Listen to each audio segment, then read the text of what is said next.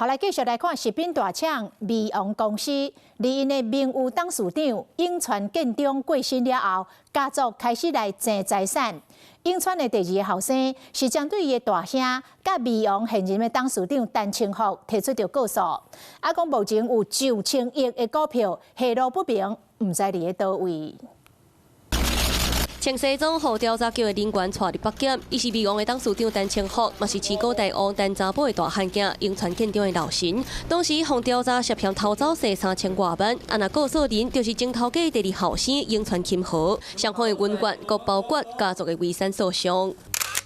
永川建中伫咧2当前过往，所无留遗产分配。第二后生永川金和发现，老爸控股公司股权拢登记伫咧其他兄弟佮陈清福的名下。大兄永川和佮陈清福派系将阿国内外上千亿的事业，包括大洋交股、金源实业等10间公司。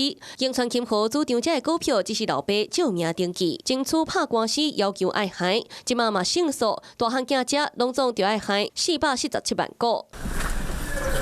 不过，遗产诉讼的阶段，陈清福者原来无透露股票伫倒。开庭的时，法官要求被告说明股票的状况。不过，陈清福甲永川和代表说讲，股票无咧因者无保管凭证。永川金和要求申请调查。不过，就算法官出手要求被告提供股票的资讯，10间公司拢无回应。到8月甲催，原来拢无答案。11月初，法院正式裁罚10间公司1间2万。不过，官司到今原来是无进展。 在法院不交出实体股票的部分，恐怕只是拖延法律程序的一环。如果实际上被继承人名下确实有这些股票的情形，那法院可以就这些部分来进行遗产分割。这10间公司的股票无咧上市，也是上柜的市场买卖，敢若传统纸本的股票保存。不过9000亿的股票到底伫倒位，牵动着规个家族遗产的分配，官司也未结束。